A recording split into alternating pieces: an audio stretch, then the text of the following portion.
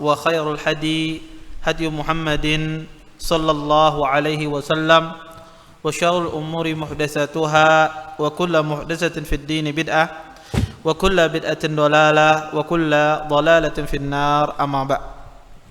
Ibu-ibu, ummahat, akhwat yang dimuliakan oleh Allah Subhanahu wa taala. Alhamdulillah, pada sore hari ini kita dapat berjumpa di sini dalam rangka mempelajari hadis-hadis Nabi sallallahu alaihi wasallam, mempelajari ayat-ayat Allah Subhanahu wa taala. Mudah-mudahan pertemuan kita pada sore hari ini mendatangkan berkah di sisi Allah Subhanahu wa taala. Adapun tema yang akan kita bahas pada sore hari ini temanya adalah masuk surga sekeluarga. Ibu-ibu, ummahat yang dimuliakan oleh Allah Subhanahu wa taala, kebahagiaan terbesar bagi seorang muslim ketika dia dikumpulkan bersama keluarganya tercinta di surganya Allah Subhanahu wa taala. Terlebih-lebih lagi dia dikumpulkan bersama anak-anak yang dia cintai, buah hati yang dia sayangi, dikumpulkan oleh Allah Subhanahu wa taala di dalam surganya. Pastilah setiap wanita muslimah ingin menjadikan anaknya seperti yang disebutkan di dalam hadis Nabi sallallahu alaihi wasallam, "Idza matal insan inqata'a amaluhu illa min salas."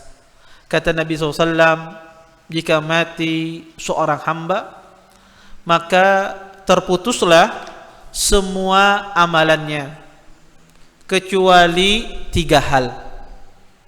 Kemudian Nabi menyebutkan min shadaqatin jariyatin, yaitu sedekah jariyah, ini terus mengalir pahalanya kepada seorang hamba walaupun dia sudah meninggal, au ilmin yuntafa'u bihi, atau ilmu yang diambil manfaatnya, ilmu yang diajarkan kepada manusia. Kemudian yang terakhir disebutkan oleh Nabi sallallahu alaihi wasallam, awaladin salihin yad'ulahu, atau anak soleh yang senantiasa mendoakan kedua orang tuanya.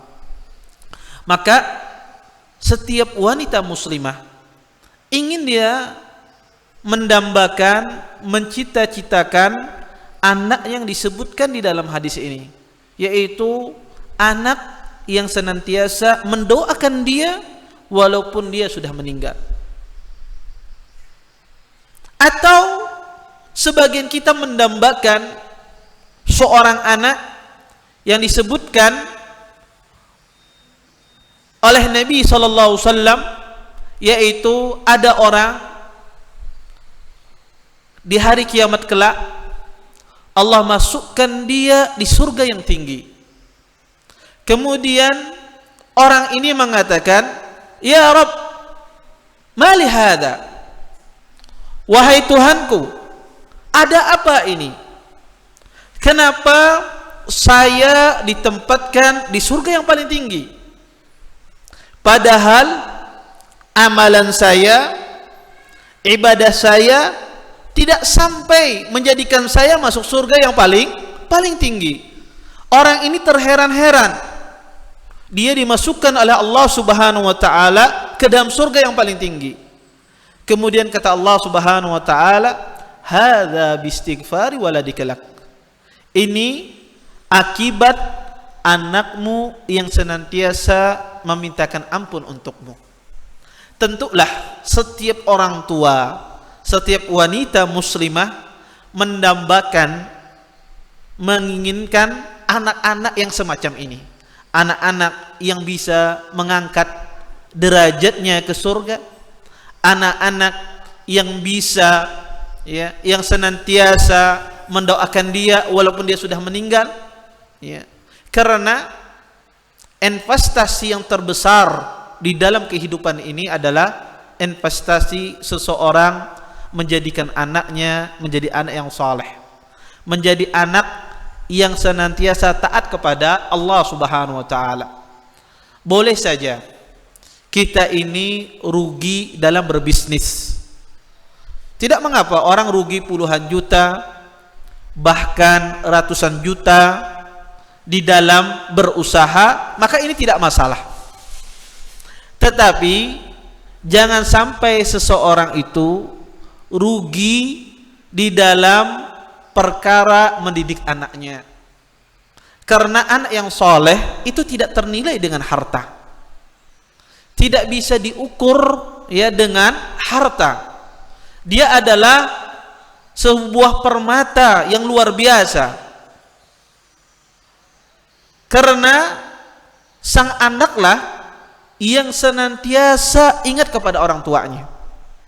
Karena ibu, ya, akhwat dan ummahat yang dimuliakan oleh Allah Subhanahu wa taala, orang itu kalau sudah meninggal, yang ingat kepadanya cuma dua orang, yaitu seorang ibu atau seorang ayah, yang kedua seorang anak. Tetapi biasanya orang tua itu kebanyakannya selalu umurnya lebih dahulu meninggal. Walaupun ada sebagian orang tua kadang-kadang wafatnya dulu anaknya daripada orang tuanya. Tapi secara umum karena faktor usia, maka orang tua itu biasanya lebih meninggalnya lebih dahulu.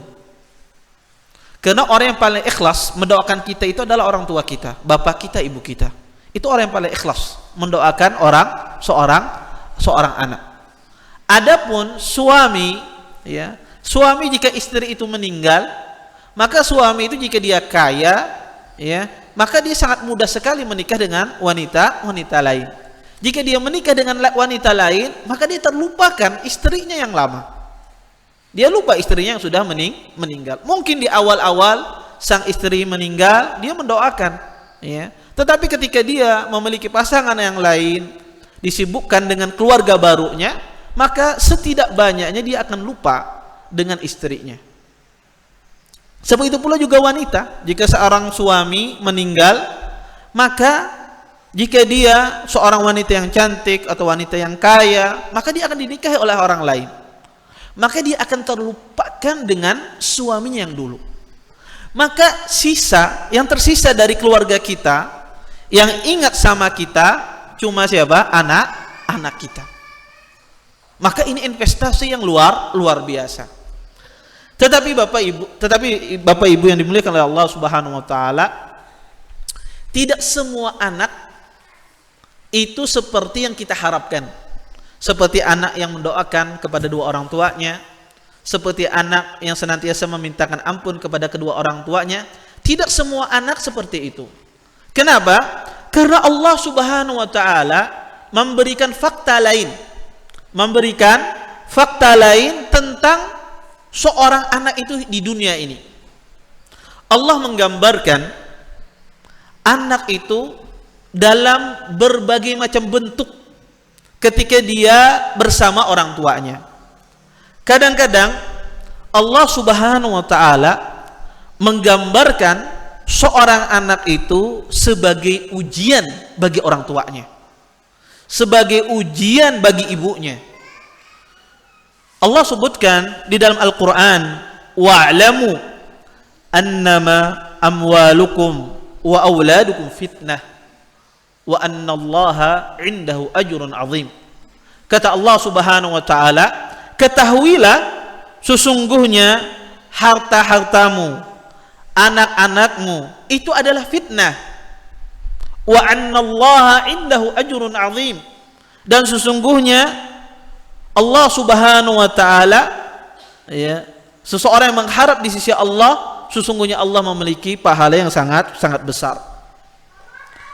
Oleh karena itu Allah Subhanahu wa taala mewanti-wanti kita agar kita tidak terlena oleh harta dan anak kita, sehingga akhirnya kita menjadi lalai dari mengingat Allah, akibat kita terlena dengan anak-anak kita. Makanya Allah singgung di dalam ayat Al-Quran agar orang tersebut jangan terlena dengan anaknya. Allah katakan dalam Al-Quran, ya ayyuhalladzina amanu la tulhikum amwalukum wala auladukum an dzikrillah. Kata Allah, wahai orang-orang beriman, jangan sampai harta-harta kalian, anak-anak kalian melalaikan kalian dari mengingat Allah Subhanahu wa taala. Dan terkadang ummahat, anak itu Allah gambarkan bagi orang tuanya, bagi ibunya sebagai musuh. Kadang-kadang Allah gambarkan, dan itu ada. Anak itu ketika dia lahir di muka bumi besar, bukan menjadi perhiasan bagi orang tuanya, bahkan menjadi musuh bagi orang tuanya. Makanya Allah katakan di dalam Al-Quran, ya ayyuhalladzina amanu inna min azwajikum wa auladikum aduwwan lakum. Kata Allah, wahai orang-orang beriman, sesungguhnya di antara istri-istri kalian dan anak-anak kalian adalah musuh bagi kalian. Fahdharuhum, kata Allah, maka berhati-hatilah dengan mereka. Kadang-kadang anak tersebut menjadikan musuh bagi orang tuanya. Dia durhaka, dia bermaksiat, dia tidak taat kepada ibunya, dia membangkang. Bahkan orang tuanya, tidak sedikit sebagian orang tua terjerumus ke dalam perkara-perkara maksiat akibat tingkah laku perbuatan anaknya. Dan terkadang juga Allah gambarkan anak itu di dalam Al-Quran sebagai perhiasan. Kata Allah, zuyina linnas hubbus syahwati minan nisa wal banin wal qanatiril muqantarati minad dhahabi wal fiddah.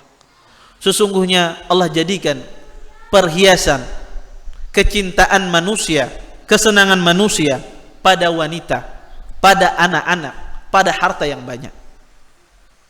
Dan terakhir Allah gambarkan anak itu bagi orang tuanya sebagai qurratul ain. Dan ini harapan kita. Anak itu sebagai penyejuk hati orang tuanya. Yaitu anak semacam apa ini? Anak yang taat, berbakti, saleh kepada Allah Subhanahu wa taala. Makanya Allah Subhanahu wa taala berfirman dalam Al-Qur'an, Allah katakan, walladzina yaquluna rabbana hab lana min azwajina wa dzurriyyatina qurrata a'yun. Wahai Tuhanku, ya, dan adapun orang-orang beriman, mereka mengatakan, wahai Tuhanku, berikanlah kepada kami dari istri-istri kami, dari keturunan kami, qurrata a'yun, yaitu penyejuk mata kami. Ya. Maka anak yang kita miliki itu tidak terlepas kemungkinannya dari potret yang Allah gambarkan dalam Al-Quran. Bisa jadi anak kita itu sebagai musuh kita, bisa jadi anak kita itu sebagai fitnah bagi kita, bisa jadi anak tersebut perhiasan bagi kita, dan bisa jadi anak tersebut sebagai penyejuk hati kita. Tentu kalau setiap anti atau antunna ditanya pengen seperti apa anaknya, pasti semua kita ingin mengatakan kita ingin anak kita menjadi qurratu a'yun, anak yang penyejuk hati, anak yang disebutkan di hadis di awal tadi, yang orang tuanya Allah tinggikan derajatnya di surga akibat anaknya senantiasa selalu memintakan ampun untuknya. Tetapi Bapak Ibu, untuk mewujudkan seseorang orang tua ingin mewujudkan anak tersebut menjadi anak qurratu a'yun, anak yang sebagai pelibur, penyejuk mata kita, anak yang takwa, anak yang taat, anak yang saleh, maka untuk mewujudkan hal demikian tidak mudah. Maka itu butuh pengorbanan dan perjuangan. Dan hal yang terpenting, kalau kita ingin anak kita menjadi anak yang bertakwa, kalau kita ingin menjadi anak kita anak yang baik, anak yang soleh, maka hal yang paling penting adalah kitanya sebagai seorang ibu menjadi wanita yang bertakwa. Anda ingin anak Anda bertakwa, Anda ingin anak Anda menjadi orang yang taat, maka syarat yang pertama, hal yang terpenting, kitanya baik sebagai seorang ayah atau sebagai seorang ibu menjadi orang yang bertakwa kepada Allah Subhanahu wa taala. Karena kesolehan orang tua itu berdampak pada kesolehan seorang anak. Dan ini Allah sebutkan di dalam Al-Qur'an. Ketika Allah Subhanahu wa taala menceritakan kisah Nabi Khidir dengan Nabi Musa alaihissalam. Di saat itu di akhir cerita disebutkan Nabi Khidir meluruskan dinding yang mau roboh, diluruskan oleh Nabi Khidir alaihissalam. Kemudian kata Nabi Musa, wahai Nabi Khidir, hendaklah engkau ambil upah dari jasamu tersebut, meluruskan dinding yang mau jatuh. Kata Nabi Khidir, inilah perpisahanku antara engkau wahai Musa. Kemudian dijelaskan oleh beliau, sesungguhnya kenapa dinding ini aku ratakan, kata beliau, aku ratakan agar tidak roboh, karena dinding ini adalah tanda harta bagi anak si yatim. Kenapa Allah jaga harta anak yatim ini? Allah sebutkan di akhir ayat, wa kana abuhuma salihah. Sesungguhnya kedua orang tua anak yatim ini adalah orang tua yang saleh. Dan yang lebih menarik lagi, Imam Ibnu Katsir ketika beliau menafsirkan ayat ini, kata beliau, yang dimaksudkan kedua orang tua anak yatim ini, orang tua yang saleh, kata beliau, ini bukan orang tuanya langsung, bukan bapak ibunya langsung. Terus siapa? Al-Abu Sabi. Ternyata ini kakeknya yang ketujuh. Akibat kesolehan kakeknya yang ketujuh, akibat dampak kesolehan dia, Allah jaga hartanya sampai kepada cucu-cucunya. Makanya Sa'id ibn Musayyib, seorang kabir tabi'in, seorang tabi'in yang luar biasa, beliau memanggil anak beliau. Beliau katakan, ya bunayya, innama zidtu shalah min ajlik. Kata beliau, wahai anakku, sesungguhnya bapakmu ini memperbanyak sholatnya, maksudnya beliau sering melakukan sholat sunnah, min ajlik, untukmu, agar Allah Subhanahu wa taala menjagamu. Karena Bapak Ibu, ketakwaan kita itu berdampak kepada kesolehan anak kita. Kesolehan kita itu membawa kepada kesolehan sang anak. Makanya Nabi SAW mengingatkan di dalam hadis beliau, hadis yang masyhur, hadis Abdullah bin Abbas. Kata Nabi SAW, ihfadillaha yahfadka. Kata Nabi SAW, wahai Ibn Abbas, jagalah Allah, niscaya Allah akan menjagamu. Kata Rasulullah SAW, wahai Ibn Abbas, laksanakan perintah-perintah Allah, tinggalkan larangan-larangannya, niscaya Allah Subhanahu wa taala akan menjagamu. Apa yang dijaga oleh Allah Subhanahu wa taala? Allah jaga agama Anda. Agama Anda dijaga oleh Allah Subhanahu wa taala ketika Anda bertakwa. Allah jaga harta Anda. Harta Anda dijaga oleh Allah Subhanahu wa taala. Yang ketiga, Allah jaga keluarga Anda. Suami Anda dijaga oleh Allah Subhanahu wa taala. Anak Anda dijaga oleh Allah Subhanahu wa taala. Makanya jangan takut. Kalau orang itu bertakwa kepada Allah, maka Allah jaga keluarganya. Maka kalau kita ingin anak kita menjadi anak yang bertakwa, maka hal yang pertama, kita mewujudkan ketakwaan pada diri kita. Dengan ketakwaan kita itu berdampak kepada keluarga dan anak kita.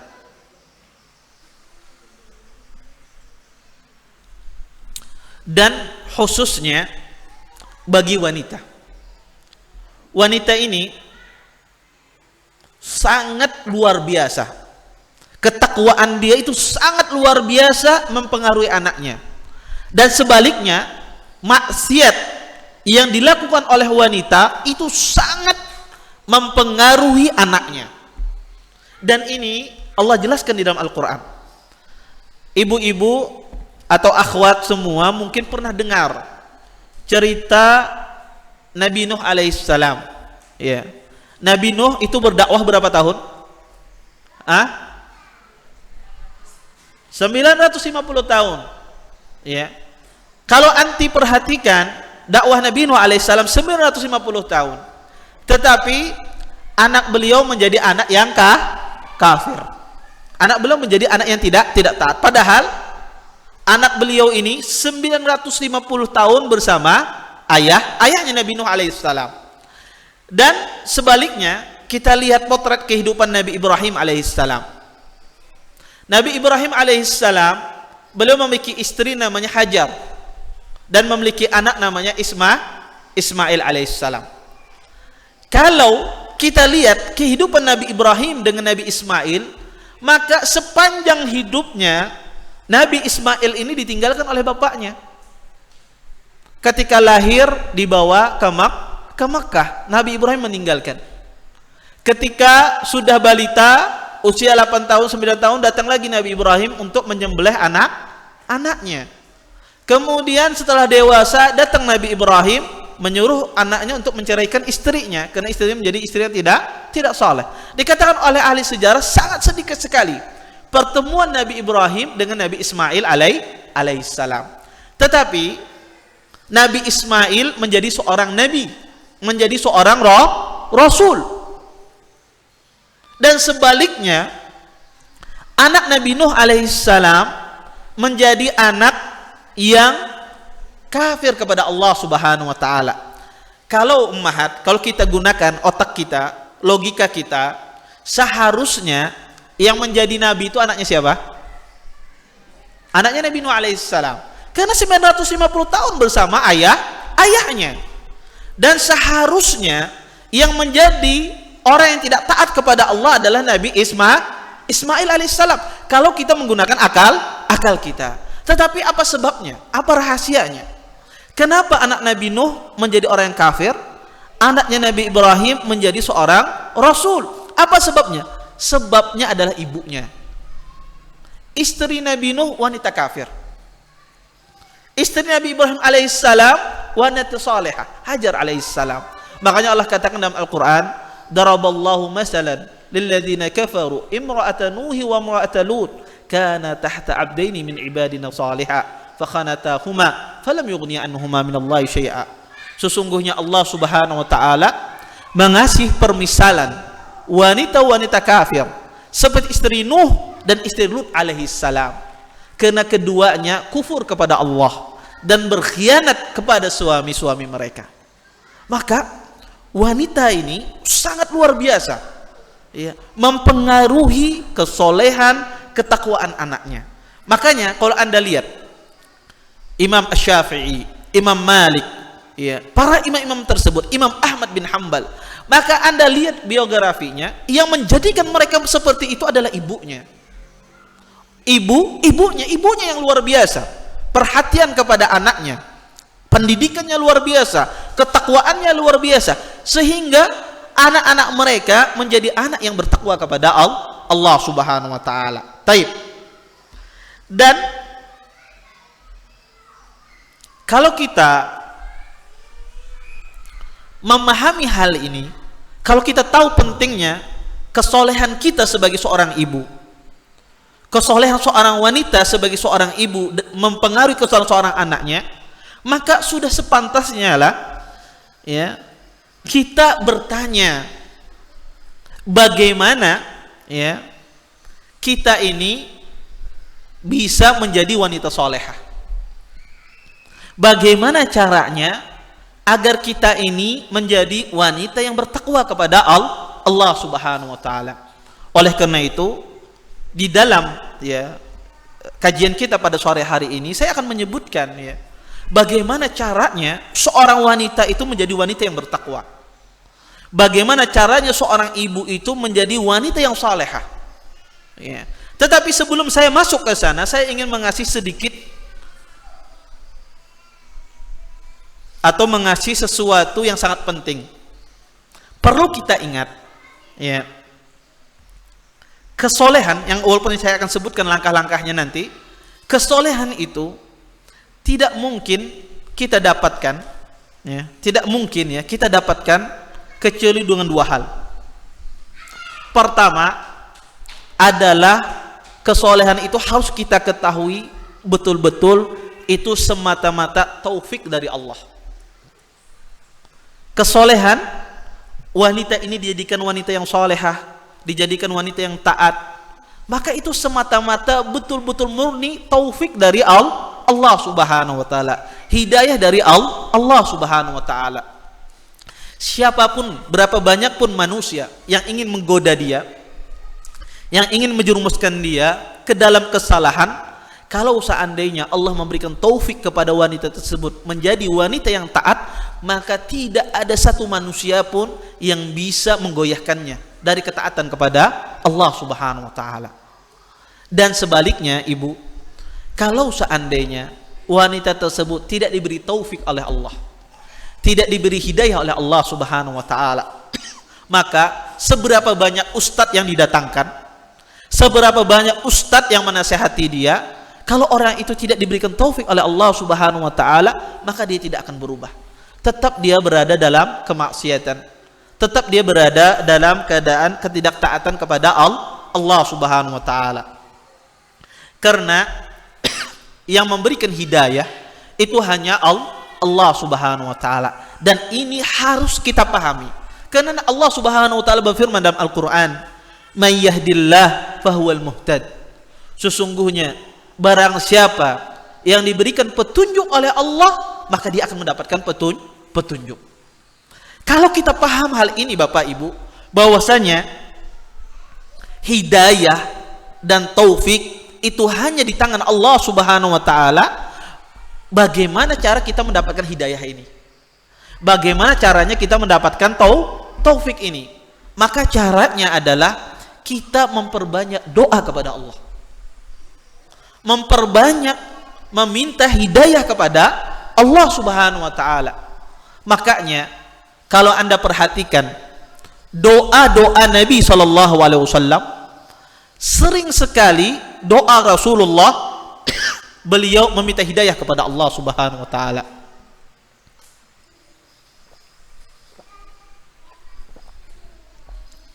Sering Nabi SAW berdoa kepada Allah, Allahumma inni as'alukal huda wat tuqa wal afaf wal ghina.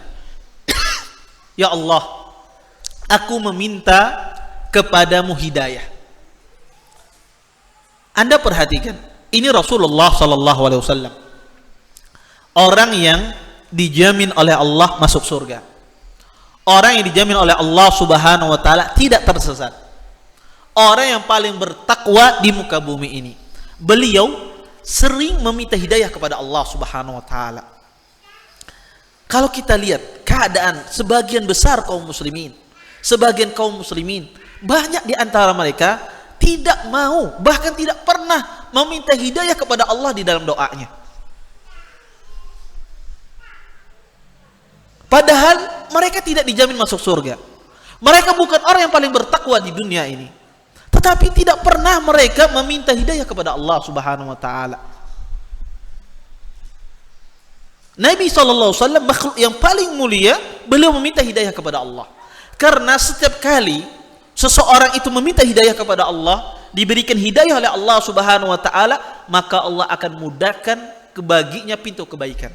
Jangan kita merasa kita ini sudah mengaji, sudah kita ini belajar agama, terus kita, oh saya ini sudah dapat hidayah, saya tidak perlu lagi meminta hidayah. Itu salah. Oh, semakin kita belajar agama, semakin kita banyak meminta hidayah kepada Allah. Kenapa?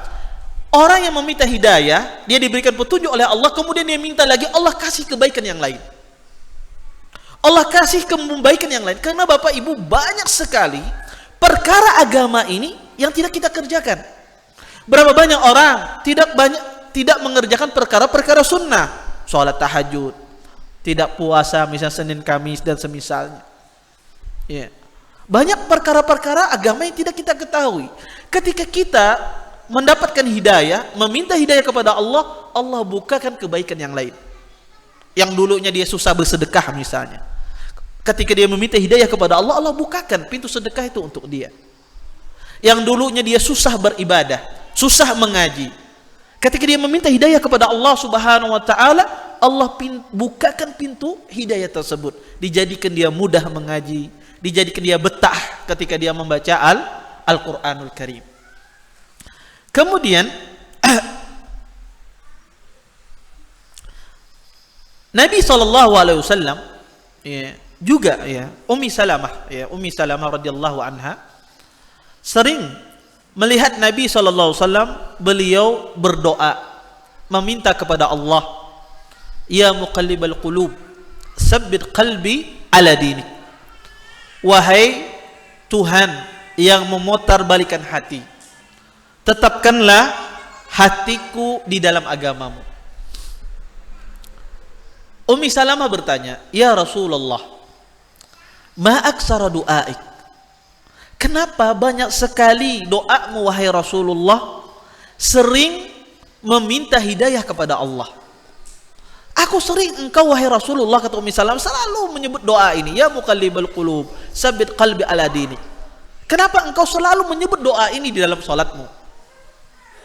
Kemudian apa yang dijawab oleh Rasulullah SAW? Ya Ummu Salamah, innal qulub baina isba'aini min asabi'ir rahman yuqallibuha ma yasha, in syaa'a aqam wa in syaa'a adzagh. Kata Nabi SAW, wahai Ummi Salamah, sesungguhnya hati manusia itu berada pada jari jemari Allah Subhanahu wa taala. Jika Allah menghendaki orang ini mendapatkan petunjuk, maka dia akan mendapat petunjuk. Dan jika Allah menghendaki orang ini tergelincir, maka dia akan tergelincir, dia akan tersesat. Makanya kita butuh meminta hidayah kepada Allah. Hidayah yang sudah kita dapatkan, kita jaga. Dengan menjaganya, dengan kita meminta terus ditetapkan di dalam agama Allah Subhanahu wa taala. Kemudian yang kedua, Bapak Ibu, yang harus kita perhatikan sebelum saya sebutkan cara agar wanita itu bertakwa.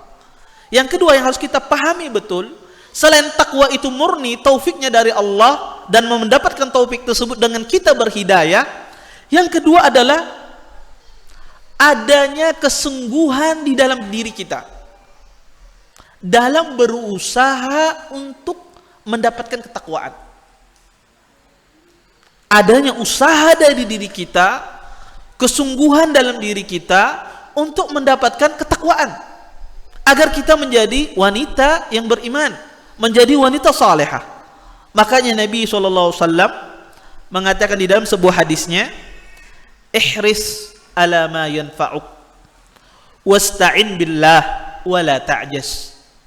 Kata Nabi SAW, bersemangatlah kalian segala sesuatu yang mendatangkan manfaat bagi kalian, dan minta tolonglah kepada Allah, wala ta'jas, dan janganlah kalian merasa lemah.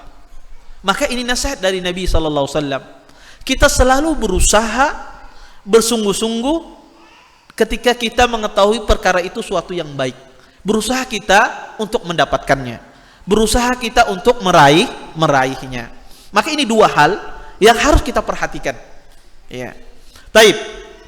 Terus ya Ustadz, bagaimana caranya agar wanita ini menjadi wanita yang bertakwa?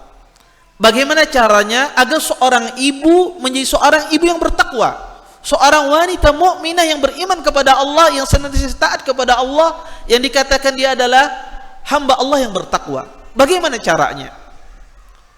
Kalau kita perhatikan di dalam Al-Quran dan di dalam hadis-hadis Nabi SAW,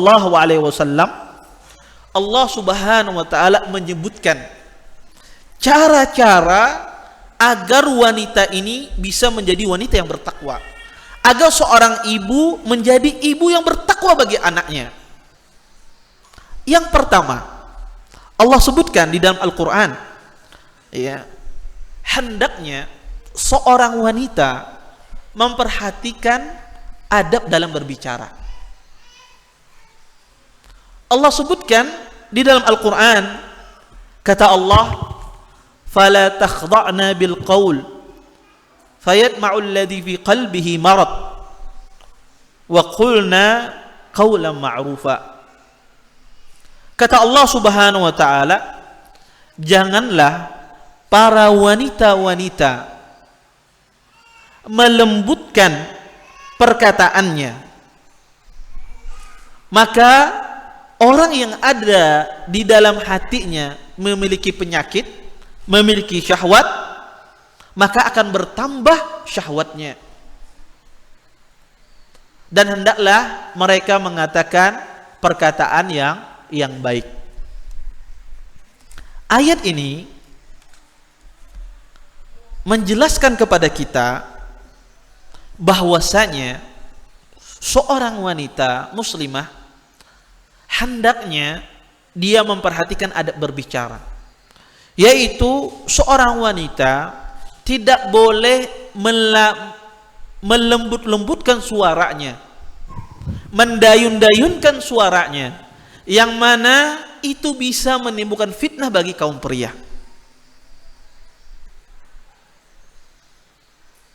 Tidak dilarang seorang wanita berbicara kepada bukan mahramnya. Tidak dilarang seorang wanita berkata lembut. Tetapi yang dilarang adalah seseorang berlebih-lebihan melembut-lembutkan suaranya, sehingga menimbulkan fitnah bagi kaum pria. Dan berapa banyak kita perhatikan keadaan wanita di luar sana, ya, mereka ketika berbicara bersama lawan jenisnya bukan mahramnya, mereka lembut suaranya, melembutkan suaranya. Tetapi ketika berbicara kepada suaminya, subhanallah, ya, dia, "Bu, adakah makanan?" "Ada, ini meja, situ makan ya." Ya. Seharusnya dia ketika dia bisa lembut kepada orang, maka kepada suaminya yang paling berhak dia lembuti. Karena ketaatan terbesar seorang wanita itu berada pada ketaatan suaminya.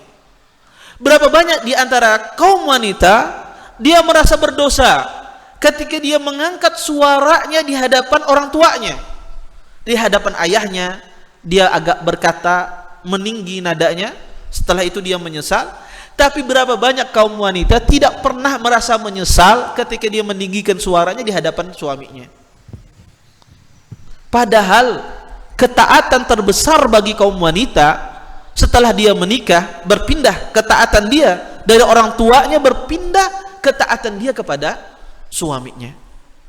Makanya Allah Subhanahu wa taala menegur, memperingatkan kepada kaum wanita, janganlah kalian, kata Allah Subhanahu wa taala, melembut-lembutkan suara kalian dalam berbicara, berkata-kata semacam perkataan genit dan semisalnya. Ya.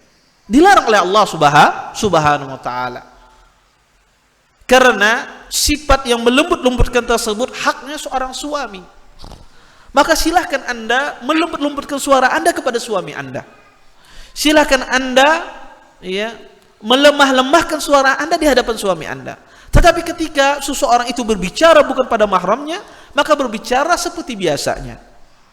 Tidak mengapa orang berbicara lembut, tapi yang dilarang adalah berlebihan di dalam masalah berbicara kepada orang yang bukan mahramnya. Makanya para ulama mengatakan, ya, sebagian ulama mengatakan pada asalnya suara wanita itu adalah aurat.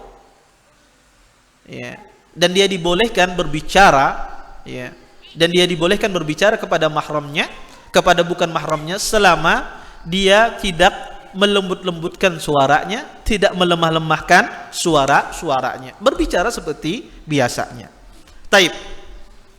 Kemudian yang kedua, agar wanita tersebut menjadi wanita yang bertakwa, langkahnya selain memperhatikan adab berbicara adalah hendaknya wanita ini sadar, hendaknya dia sering tinggal di rumahnya, tidak sering keluar rumah. Karena Allah Subhanahu wa taala menyebutkan di dalam Al-Qur'an, "Wa qarna fi buyutikun", sesungguhnya telah ditetapkan bagi wanita, hendaklah dia berada di rumahnya. Mungkin ibu-ibu ummahat bertanya, kenapa orang Ustadz wanita ini disuruh tinggal di rumah? Kan di rumah kita cak bosan ya, melihat anak, melihat laki ini itu juga ya. Kita sekali-kali ingin refreshing ya, melihat ya. Ya, sekali-kali ya sehari-hari ulun hendak keluar ya, sumpek di rumah dan semisalnya. Kenapa Allah Subhanahu wa taala memerintahkan kaum wanita mereka berada di rumahnya?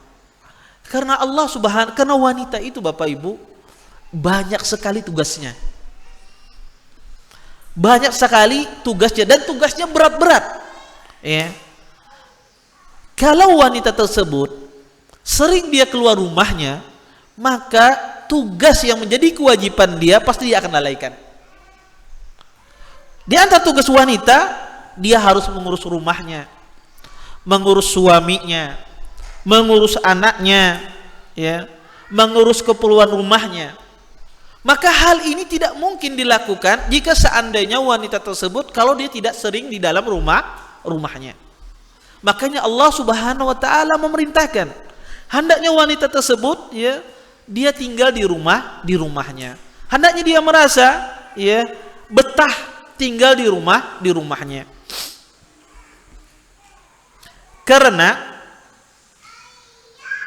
ciri wanita salehah, ciri wanita yang bertakwa kepada Allah Subhanahu wa taala adalah wanita yang merasa betah tinggal di rumahnya.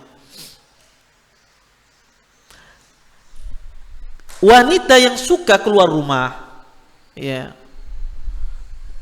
Wanita yang selalu senang, ya, dia keluar dari rumahnya, maka wanita ini akan mudah dilihat oleh para laki-laki, akan mudah disaksikan oleh para laki-laki. Dan pada asalnya seorang wanita dilarang dia tampil di hadapan para laki-laki. Ya, dia berjalan di muka laki-laki, ya, menampilkan ya tubuhnya di hadapan para laki-laki, ya. Karena wanita itu pada asalnya ya hendaknya dia berada di rumahnya dan tidak terlihat oleh kaum pria. Tidak terlihat oleh kaum pria. Oleh karena itu di dalam Islam seorang wanita janganlah dia keluar rumahnya kecuali kalau ada keperluan, ya, semacam ya silaturahim kepada keluarga, atau semacam hadir pengajian, atau semacam seorang wanita butuh pergi ke pasar, ya. Dan ini pun juga pergi ke pasar sekali-sekali, karena sebetulnya tugas yang pergi ke pasar itu bukan ibu-ibu, laki-laki, ya. Maka ini salah ya, kita memiliki adat yang keliru. Ya, yang membeli itu sebetulnya membeli kebutuhan pokok keluar rumah itu ada laki-laki, bukan wanita. Makanya kalau di Arab sana, kalau di pasar itu tidak ada ibu-ibunya. Yang ada adalah kaum pria, nukar terong, nukar ayam, nukar intal, itu kaum pria semua. Tapi kalau kita di sini adatnya terbalik. Ibu-ibunya yang jago menawar, ya, pergi ke pasar, ya. Ini salah, ini keliru. Ya tidak mengapa sekali-kali, tetapi seharusnya ini adalah tanggung jawab kaum pria. Dia yang pergi ke pasar, dia yang membelikan. Suami ulun ustaz kada paham, paling sekali dua kali aja nukar telarang, ya. Ya. Maka setelah itu dia akan terbiasa. Dan inilah ya kenapa Allah Subhanahu wa taala ya memerintahkan wanita agar dia berada di rumahnya, agar ya wanita tersebut ya tidak terfitnah dengan kaum laki-laki. Makanya di dalam sholat seorang wanita disuruh apa? Memilih saf yang paling belakang. Kata Nabi sallam, khairu sufufur rijal awwaluha wa syarruha akhiruha wa khairu sufufin nisa akhiruha wa syarruha awwaluha. Kata Nabi SAW, sebaik-baik shaf bagi wanita, barisan bagi wanita di dalam sholat, sebaik-baik barisan bagi kaum pria di dalam sholat adalah barisan yang terdepan. Dan sejelek-jelek barisan kaum pria adalah yang terbelakang. Dan sebaik-baik sop barisan bagi kaum wanita adalah yang paling belakang. Dan yang sejelek-jelek barisan kaum wanita adalah bagian yang paling depan. Ini ya, hadis ini berlaku ketika pada zaman Nabi sallam itu tidak ada batas, tidak ada hijab, sehingga Nabi SAW mengatakan paling terbaik bagi kaum wanita adalah paling belakang. Kenapa? Karena dia paling belakang akan terhindar dari fitnah kaum pria. Ya. Makanya Nabi SAW menyuruh wanita-wanita itu sholat di rumahnya. Ya. Kata Nabi SAW, sholatnya wanita di rumahnya itu lebih baik daripada sholatnya di masjid. Ya. Sholat berjamaah di masjid itu lebih baik bagi wanita. Ya. Sholat berjamaah pria di masjid, bagi wanita lebih baik dia sholat di rumahnya, dan pahalanya lebih besar di sisi Allah Subhanahu wa taala. Maka hal yang kedua, agar seorang wanita itu menjadi wanita yang bertakwa kepada Allah, maka sering-sering ya ibu-ibu berada di rumahnya, karena Anda memiliki tugas yang berat di rumah Anda. Ya, kalau begitu Ustadz, ke mall tidak boleh? Boleh saja, tapi sekali-kali. Ya, sekali-kali ini bukan berarti tiap hari. Ya, sekali-kali, kadang-kadang. Ya, boleh tidak Ustadz wanita keluar rumahnya? Boleh kalau ada keperluan. Tapi kalau seandainya tidak ada keperluan, maka hendaknya seorang wanita itu berada di rumahnya. Taib. Kemudian yang ketiga, ya, agar wanita tersebut ya menjadi wanita yang bertakwa kepada Allah Subhanahu wa taala, jangan seorang tersebut bertabarruj. Jangan seorang tersebut bertabarruj. Sebagaimana Allah Subhanahu wa taala berfirman dalam Al-Qur'an, "Wala tabarrujna tabarrujal jahiliyatil ula." Kata Allah Subhanahu wa taala, janganlah kalian berhias dan bertingkah laku seperti orang-orang jahiliyah zaman dulu. Apa ini maksud dengan tabarruj? Para ulama berselisih tentang makna tabarruj di dalam ayat ini. Sebagian ulama menafsirkan makna tabarruj di dalam ayat ini sebagaimana ditafsirkan oleh Imam Al-Mujahid. Kata beliau, makna tabarruj dalam ayat ini adalah kanatil mar'ah takhruj tamshi baina yadayir rijal fadzalika tabarrujul jahiliyah. Kata beliau, makna tabarruj di dalam ayat ini adalah dulu para wanita itu keluar dan berjalan di hadapan para laki-laki. Ya, lewat di hadapan para laki-laki. Ya, di depan para laki-laki. Maka itulah makna tabarruj. Kata Imam Mujahid, tabarruj itu adalah seseorang wanita ya, dia sengaja keluar di hadapan para laki-laki. Maka ini adalah makna tabarruj. Sebagian ulama ya menafsirkan penafsiran yang lain, ya. Tapi penafsiran Mujahid ini, ya, perlu kita pahami, ya. Kenapa ini dikatakan tabarruj?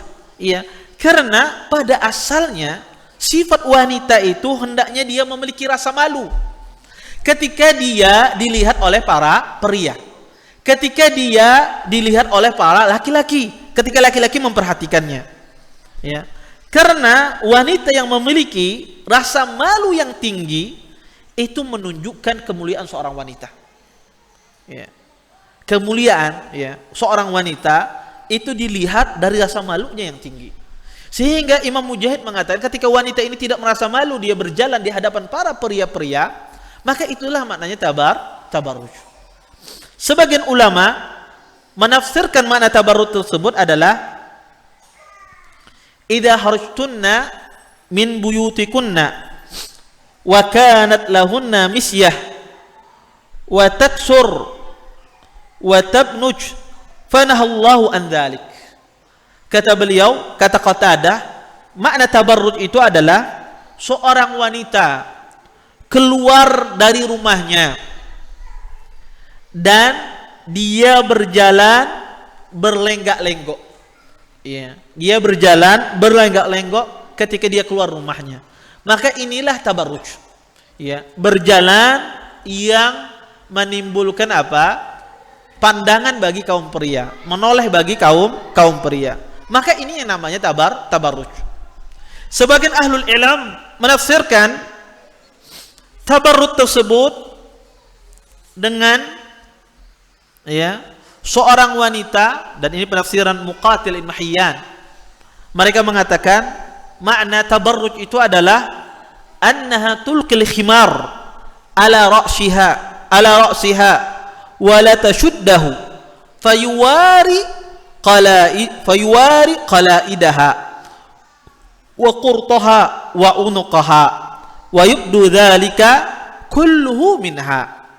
Kata Muqatil Ibn Hayyan, makna tabarruj itu adalah seorang wanita memakai kerudung di kepalanya, ya, tetapi tidak diikat.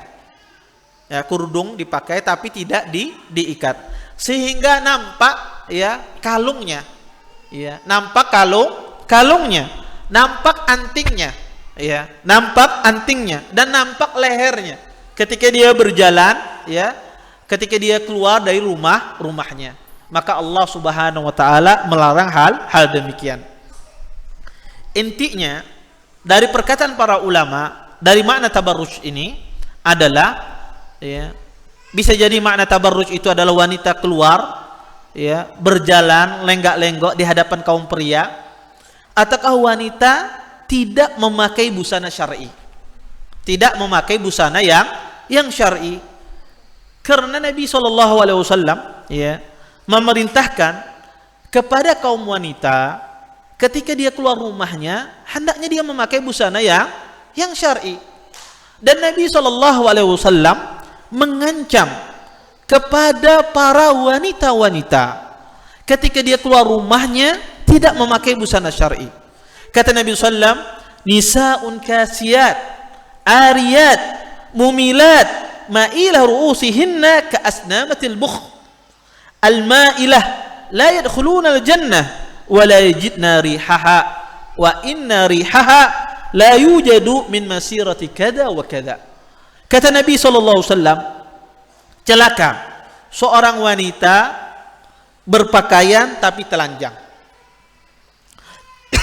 Mumilat ma'ilat, mereka berjalan lenggak-lenggok. Ru'usuhunna ka asnamatil bukhtil ma'ilah, rambut mereka bagaikan pungguk onta yang miring.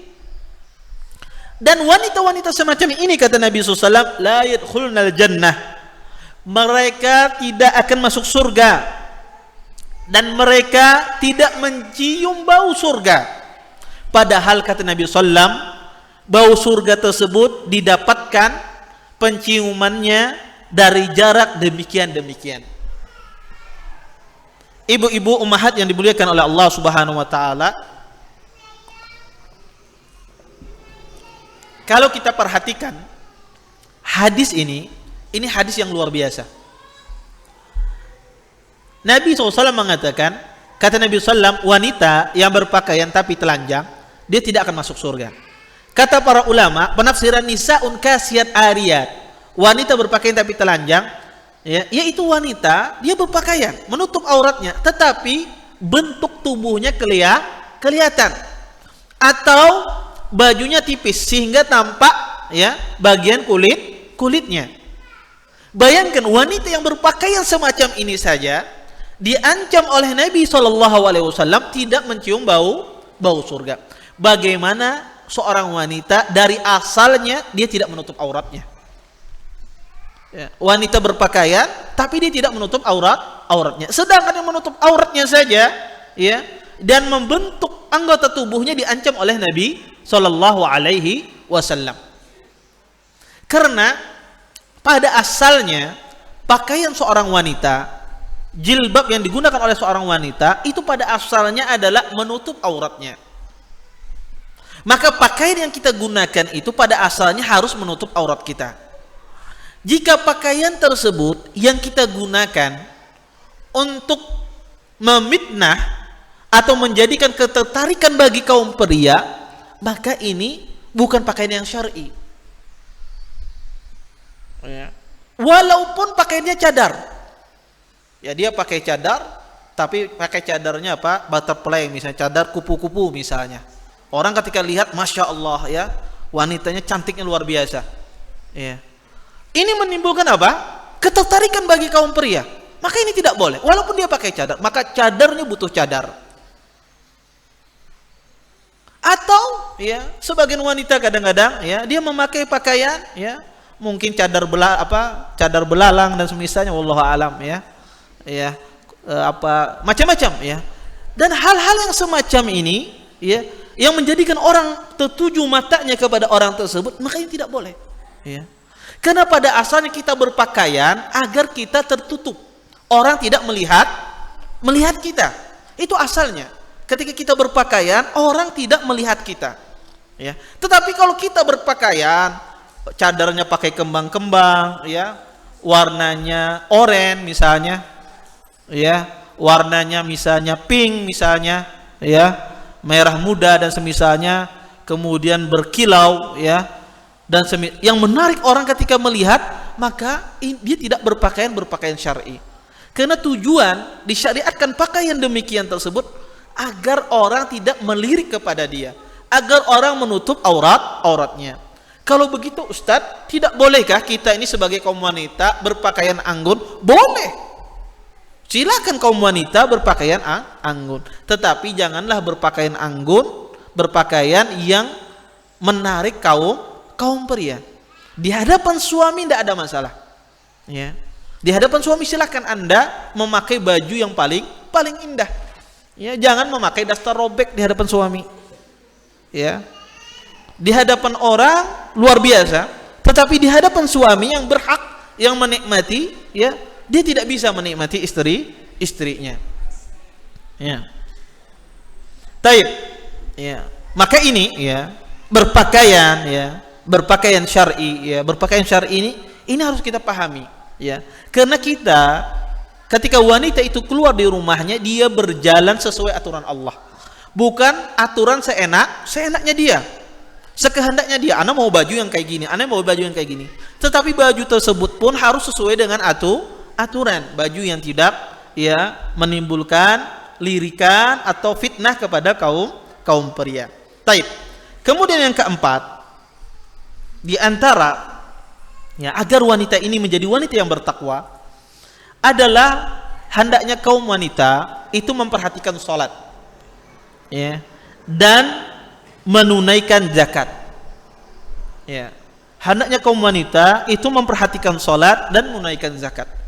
Karena Allah Subhanahu wa taala berfirman dalam Al-Qur'an, "Wa aqimnas shalah wa atinaz zakah." Kata Allah, hendaknya para wanita ini mendirikan sholat dan mengeluarkan zakat. Ya. Sebagaimana yang ulun singgung tadi, tujuan wanita tinggal di rumah, tujuan wanita kenapa dia di rumah? Karena dia banyak melakukan tugas. Di antara tugasnya apa? Dia melaksanakan ibadah kepada Allah Subhanahu wa taala. Ya. Dia membaca Al-Qur'an, membaca zikir, ya, bertasbih kepada Allah Subhanahu wa taala, belajar ilmu agama, ya. Maka tugasnya sangat banyak sekali. Ketika ya wanita tersebut di rumahnya melakukan hal-hal yang bermanfaat, maka Allah jadikan hati Anda itu ya menampung semua informasi ya, yang masuk, entah itu melalui penglihatan, melalui pandangan, melalui lisan, ya. Maka hati Anda ketika Anda sibuk di rumah Anda kepada sesuatu yang bermanfaat, membaca Al-Qur'an, mendirikan sholat, berzikir, maka hati Anda itu diibarat wadah. Kemudian dia menampung sesuatu hal yang baik, ya, entah itu yang Anda lihat, yang Anda baca, maka itu akan mengubah seseorang, ya, akan mengubah seseorang. Karena orang yang hatinya ditampung dari sesuatu yang dari Al-Quran, dari Sunnah Nabi SAW, maka itu adalah sumber kebahagiaan. Ya. Dan Al-Quran dan Sunnah itu adalah sumber kebahagiaan dan ketenangan bagi seorang Muslim. Maka akibat seorang wanita disibukkan di rumahnya dengan perkara ibadah, perkara sholat sunnah, dia disibukkan dengan sholat sunnah, disibukkan dengan baca Al-Quran, maka hatinya menjadi hati yang baik. Tapi sebaliknya, ketika wanita ini berada di rumahnya, dia tidak memanfaatkan fungsinya berada di dalam rumah. Iya, sholatnya diakhirkan, ya, hendak habis waktunya hanya sembahyang, ya, karena sibuk memasak dan semisalnya, ya.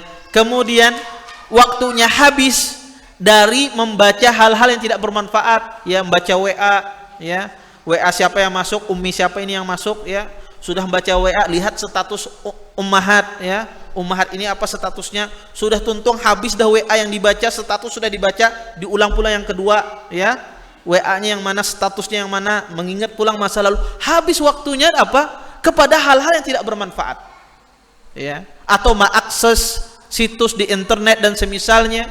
Maka ketika kita ini dihabiskan waktu kita membaca hal yang tidak bermanfaat, WA, maka hati kita itu menampung hal-hal yang tidak bermanfaat, sehingga hati kita menjadi hati yang kotor, sehingga ketika baca Al-Quran rasa kada betah, sehalaman ya rasa ngalibana membaca, ya, sehalaman rasa ngalibana membaca, padahal membaca WA sejam kada sadar sidin, ya, habis subuh berzikir subhanallah langsung keluar WA, dari habis subuh sampai jam 8 kada tuntung aja membaca Quran, baca satu lembar rasa susah. Kenapa sebabnya? Karena hatinya, ya, dipenuhi dengan informasi-informasi yang tidak baik, sesuatu yang tidak bermanfaat, ya. Sholat rasa koler, ya, ya. Kemudian, ya, bangun subuh rasa berat dan seterusnya. Ini akibat apa? Hati kita ini dipenuhi dengan kita mendengar sesuatu yang tidak baik, atau mendengar perkara dunia, kita selalu membaca hal-hal yang tidak bermanfaat, sehingga itu berdampak kepada sholat kita, berdampak kepada ibadah kita. Makanya Nabi SAW mengatakan bahwasanya wanita itu sangat mudah masuk surganya, sangat mudah masuk surganya, lebih mudah daripada kaum pria. Nabi SAW mengatakan, ya, wanita itu masuk surga cukup dengan dua hal, ya, cukup dengan dua hal. Nanti saya jelaskan bahwasanya cukup dia tidak keluar dari rumahnya dan mentaati suaminya, dan dia menjaga sholatnya. Kata Nabi SAW, idza sholatil mar'a khamsaha wa shamat syahraha wa hafizat farjaha wa ata'at zawjaha qila laha udkhilil jannah min ayyi abwabil jannati si'ti. Kata Nabi SAW, jika seorang wanita itu sholat 5 waktu, dia berpuasa sebulan penuh, dan dia menjaga kehormatannya, dia mentaati suaminya, dikatakan kepada wanita ini masuk surga ikam dari pintu mana saja yang ikam kehendaki. Kata, cuma sangat mudah, ya, sholat 5 waktu dijaga, dia berpuasa, kemudian dia mentaati suaminya, dia menjaga kehormatannya, kata Allah masuk surga dari pintu mana saja yang dia kehendaki. Tapi biasanya bagi wanita menjaga sholat itu susah. Kadang-kadang disibukkan, ya, anak nangis, ya, menghimpun anak, ya, sehingga menyusui anak, kemudian anaknya guring, ibunya pun umpat juga guring, ya, sehingga terbangun, oh parak sudah habis dekat asar, ya, atau, ya, ketika datang waktu sholat bermasak dan semisalnya. Maka ini rumusnya, jika kita ada memiliki kesempatan waktu sholat, maka jangan ditunda-tunda, karena wanita itu banyak kesibukannya, karena di rumah itu banyak sekali kesibukan kaum wanita, ya. Maka kalau kita memiliki kesempatan untuk sholat, maka jangan ditunda-tunda, sholat langsung, ya. Kemudian di dalam ayat tadi Allah juga memerintahkan kepada kaum wanita untuk, ya, mengeluarkan zakat. Dan ini yang sering dilupaikan oleh kaum wanita. Karena ya wanita ya, walaupun ini terjadi khilaf di kalangan para ulama ya, Allah Subhanahu wa taala mewajibkan zakat pada perhiasan dari kaum wanita, khususnya perhiasan emas dan perak. Dan kadang-kadang ya ummahat itu lupa dia menghitung zakatnya ya, karena biasanya orang wanita itu sibuk mengoleksi apa? Perhiasan. Yang dipikirkan bagaimana menambah gram emas ya. Tapi lupa, emas saya ini sudah kena zakat apa belum? Ya. Emas saya ini sudah terhitung zakat apa belum?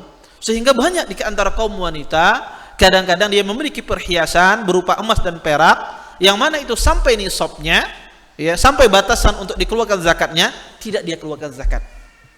Ya, maka penting bagi seorang wanita ya memahami masalah zakat, khususnya masalah zakat perhiasan ya berupa emas dan perak, sehingga dia tidak diancam oleh Allah Subhanahu wa taala. Karena Nabi SAW mendapati seorang wanita dengan anaknya. Kemudian wanita ini memakai 2 gelang emas yang tebal. Ya. Kemudian kata Nabi SAW kepada wanita ini, "Atu'addina zakataha?" Apakah engkau mengeluarkan zakatnya? Kata wanita ini, "Tidak wahai Rasulullah." Kemudian kata Nabi SAW, "Ayasuruki ayalbasikillah siwaraini min siwarin nar." Kata Nabi SAW, apakah kamu ingin nanti di hari kiamat kelak Allah pakaikan kepada kamu 2 gelang dari gelang api neraka? Ya. Kata wanita ini, "Tidak wahai Rasulullah." Kemudian wanita ini pun membuang emasnya, kemudian dia katakan, "Huma lillahi wa rasulihi." Sesungguhnya ini adalah untuk Allah dan Rasulnya. Dari hadis ini para ulama mengatakan, jika seandainya wanita tersebut memiliki perhiasan berupa emas dan perak dan sudah sampai nisabnya, batasannya, maka hendaklah dia keluarkan zakatnya. Dan tentu ini masalah khilaf di kalangan para ulama dalam masalah zakat perhiasan. Taib. Kemudian yang kelima, ya, agar Anda menjadi wanita yang bertakwa kepada Allah Subhanahu wa taala adalah mempelajari Al-Qur'an dan sunnah Nabi sallallahu alaihi wasallam. Mempelajari Al-Qur'an dan sunnah Nabi sallallahu alaihi wasallam. Karena Allah Subhanahu wa taala berfirman dalam Al-Qur'an, "Wadhkurna ma yuftala fi buyutikunna min ayatillah wal hikmah. Innallaha kana latifan khabira."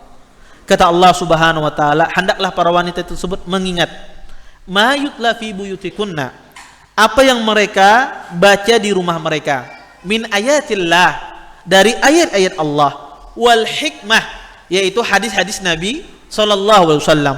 Innallaha kana latifan khabira. Sesungguhnya Allah itu maha lembut dan maha mengetahui. Ummahat yang dimuliakan oleh Allah Subhanahu wa taala, sesungguhnya sumber kebahagiaan bagi seorang wanita, sumber kebahagiaan bagi seorang muslim terdapat ketika dia membaca Al-Qur'an dan hadis-hadis Nabi sallallahu alaihi wasallam. Orang kalau membaca Al-Qur'an hatinya tenang. Berbeda kalau kita membaca koran. Berbeda kita kalau kita membaca WhatsApp, ya. Orang kalau membaca Al-Qur'an, membaca hadis-hadis Nabi sallallahu alaihi wasallam, hatinya menjadi tenang. Dia menjadi khusyuk hatinya, ya. Sehingga ya orang yang hatinya tenang, dia mendapatkan sumber kebahagiaan. Ketika orang itu mendapatkan sumber kebahagiaan, dia diberikan kekuatan oleh Allah Subhanahu wa taala untuk melaksanakan ketaatan kepada Allah. Sehingga dia mudah bangun malam, mudah tahajud, mudah salat sunnah, mudah puasa sunnah, mudah ketaatan yang lain dimudahkan oleh Allah Subhanahu wa taala. Tetapi ketika orang tersebut jauh dari Al-Qur'an, jauh dari As-Sunnah, jauh dari membaca Al-Qur'an, ya, dia sukanya membaca berita-berita, maka ya dia ketika membaca Al-Qur'an tidak betah. Walaupun 1 lembar tidak betah. Ya. Merasa bosan. Cepat bosan ketika dia membaca zikir, ya, sehingga dia bermalas-malasan dalam perkara ibadah. Akibat orang tersebut ya tidak membaca Al-Qur'an, jauh dari Al-Qur'an. Oleh karena itu, kalau Anda ingin bahagia, ingin diberikan kekuatan oleh Allah dalam beribadah, maka sering-sering ya membaca Al-Qur'an, mempelajarinya, dan membaca sunnah-sunnah Nabi SAW. Dan yang terakhir, di antara agar Anda menjadi wanita yang bertakwa, ya, Anda taat, ya, kepada suami Anda. Anda taat kepada suami Anda. Karena wanita manapun kalau dia ingin masuk surga, hendaklah dia taat kepada suaminya. Ya, tentu taat kepada suami ini adalah taat kepada perkara yang ma'ruf. Perkara yang ma'ruf. Makanya tadi di akhir ayat Allah mengatakan innallaha kana latifan khabira. Sesungguhnya Allah Subhanahu wa taala maha lembut dan maha mengetahui. Karena hal-hal yang kita sebutkan tadi berat bagi kaum wanita. Berat bagi kaum wanita. Ya. Tetapi kata Allah ini latifan, sesungguhnya Allah itu maha lembut. Kenapa? Berat bagi wanita tapi Allah tahu ini baik bagi kaum wanita. Karena Allah ingin menginginkan kebaikan bagi kaum wanita. Dan khabira, Allah itu maha mengetahui. Hal yang saya sebutkan tadi berat bagi wanita. Wanita ketika dia berada di rumahnya, berzikir, bertakwa, sholat, mengurus suaminya, mengurus anaknya. Dan ini tidak ada yang mengetahuinya. Yang hanya tahu pekerjaan dia, ya, hanya Allah Subhanahu wa ta'ala. Dan sifat manusia, tabiat manusia, dia pengen apa yang dia kerjakan, sesuatu yang baik, ingin diketahui orang. Kita kalau kita ingin, ya, kita biasanya lebih bersemangat kalau kita bekerja diketahui orang. Ya, kita melakukan kebaikan, orang tahu, kita tambah semangat. Dan kaum wanita ketika dia berada di rumahnya tidak ada yang tahu pekerjaannya kecuali Allah Subhanahu wa taala, maka ini berat bagi kaum wanita. Tetapi Allah mengingatkan, walaupun manusia tidak tahu apa yang Anda usahakan, kerja keras yang Anda lakukan, tapi Allah Subhanahu wa taala mengetahui hal demikian. Maka bersabarlah seseorang wanita mentaati aturan-aturan Allah Subhanahu wa taala karena Allah mengetahuinya. Dan yang terakhir adalah seorang wanita agar dia menjadi orang yang bertakwa, hendaklah dia menjadi wanita yang taat kepada suaminya. Tentu taat kepada suami ini adalah kita taat kepada perkara-perkara yang ma'ruf. Selama perkara tersebut perkara yang baik, maka tidak boleh seorang wanita tidak taat kepada suaminya.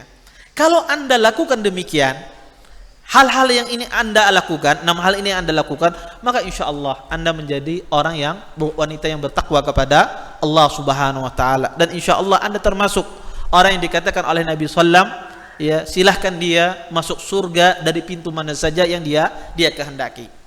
Taib, Ustadz, kalau seandainya saya sudah melakukan apa-apa yang Ustadz sebutkan tadi, tetapi anak ulun sampai wihini tetap aja kada bertakwa. Ulun ini sudah luar biasa membaca Quran, kada keluar rumah, berpakaian syar'i, menjaga pembicaraan, tapi anak ulun sampai wihini tetap aja kayak itu. Kada mau taat, tetap aja nakal, tidak mau bakti kepada orang tuanya, suka melawan, seterusnya. Gimana Ustaz? Apakah salah? Tidak salah. Takwa itu, ketakwaan Anda, kalau seandainya tidak memberikan manfaat kepada anak itu di dunia, maka ketakwaan Anda, kesolehan Anda memberikan manfaat pada anak tersebut di akhirat kelak. Karena Allah Subhanahu wa ta'ala berfirman dalam Al-Quran, kata Allah, walladzina amanu. Dan ayat ini sering saya sebutkan, siapapun yang membaca ayat ini hiburan bagi setiap orang tua, bagi orang tua yang bertakwa. Kata Allah, walladzina amanu wa taba'athum dzurriyyatuhum biimanin alhaqna bihim dzurriyyatahum. Kata Allah Subhanahu wa taala, dan adapun orang-orang yang beriman kemudian diikuti oleh anak-anak mereka, keturunan mereka yang beriman pula kepada Allah, nanti di hari kiamat kelak Allah kumpulkan anak-anak mereka, keturunan mereka bersama orang tuanya di surga. Walaupun amalan anak tidak seperti amalan orang tua, walaupun anak tersebut raja maksiat di dunia, banyak melakukan perbuatan maksiat, tetapi dia mati dalam keadaan beriman, syaratnya dia mati dalam keadaan beriman, maka timbal balik Allah, kebaikan Allah, rahmat Allah kepada orang tua yang bertakwa ini, Allah kumpulkan dia bersama anaknya di surga kelak. Maka kalau seandainya ketakwaan Anda itu tidak mempengaruhi anak Anda di dunia, maka ketakwaan Anda itu berdampak untuk dia di akhirat kelak. Oleh karena itu jangan seorang itu berputus asa. Saya ini kok lakukan demikian, kok nggak bermanfaat anak saya, kok bisa gini. Di dunia tidak bermanfaat, maka ketakwaan Anda memberikan manfaat untuk dia di akhirat kelak. Dan kebahagiaan setiap muslim adalah dia berkumpul bersama keluarganya di surga Allah Subhanahu wa taala. Inilah kebahagiaan yang didambakan oleh setiap keluarga. Dia dikumpulkan di surganya Allah Subhanahu wa taala. Mudah-mudahan ya apa yang ulun sampaikan ini bermanfaat, dan mudah-mudahan kita semua dikumpulkan sama keluarga kita di surganya Allah Subhanahu wa taala. Mungkin ini saja dari ulun. Kalau pengen ada pertanyaan silahkan. Kalau ada yang bertanya silahkan. Ya, silahkan. Assalamualaikum warahmatullahi wabarakatuh. Ya. Bismillah.